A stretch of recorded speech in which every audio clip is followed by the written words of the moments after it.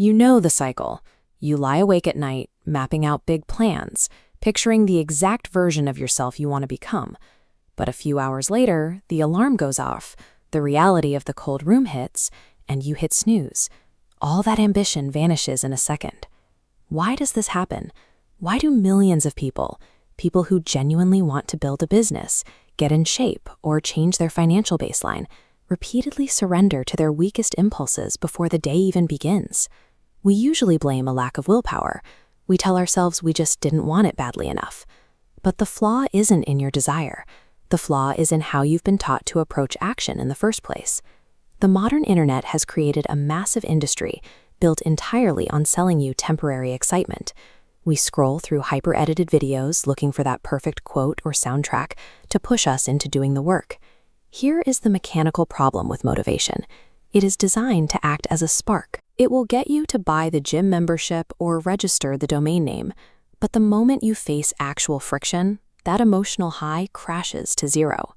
When that crash happens, you misdiagnose the problem. You assume you're burnt out or lack natural talent.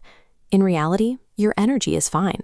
What you lack is a system that dictates what you do when you feel absolutely nothing. If you let your mood hold the steering wheel, you are essentially a passenger reacting to whatever the day throws at you. You learn to compromise, and eventually, a comfortable, average existence feels acceptable. Nearly a century ago, Napoleon Hill argued that the one thing an individual can control entirely is their own mental attitude.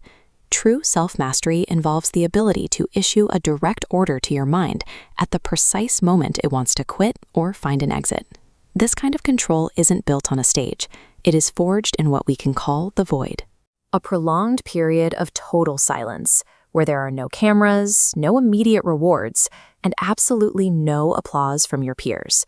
Consider the person who wakes up at 4 a.m. every single day. For years, their friends call them crazy, telling them they need to relax and enjoy life. They work entirely in the dark, isolated, putting in reps while the rest of their circle sleeps. Then, the dynamic flips.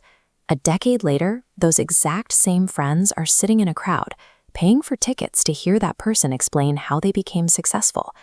The conflict was never really between that person and their critics. The fight happens every single morning, between who you are right now and the comfort that keeps you there. There is a specific phase in any ambitious pursuit where you will put in massive amounts of daily effort and see absolutely zero external change. Think of a sculptor hitting a block of stone 99 times without a single crack, or a seed buried in the dirt. To anyone walking by, nothing is happening, but beneath the surface, a structural foundation is taking shape. When that stone finally breaks on the 100th swing, or when the plant finally breaks ground, it isn't because of one magical final push. It is the delayed, compounding force of every single invisible strike that came before it. You have to stop checking the mirror for daily results and start trusting the hidden math of your own consistency. But here is an uncomfortable truth about consistency. You cannot out-willpower a toxic environment forever. If your surroundings constantly trigger your old habits, your internal discipline will break. You have to become ruthless about what you allow into your space. That means actively cutting out the specific apps that drain your attention, distancing yourself from pessimistic voices, and removing the immediate availability of cheap dopamine.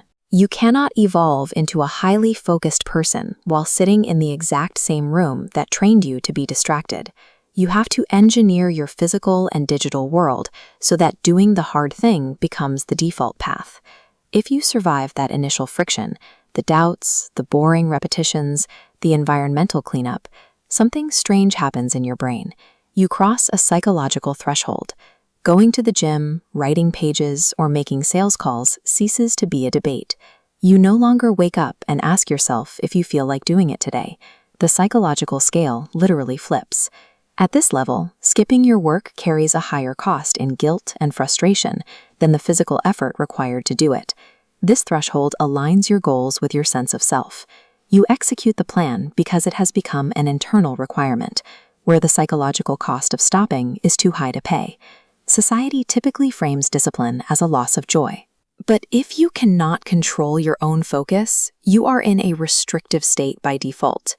If your phone can steal an hour of your life with one notification, or if a bad mood can convince you to abandon a year-long project, you aren't free.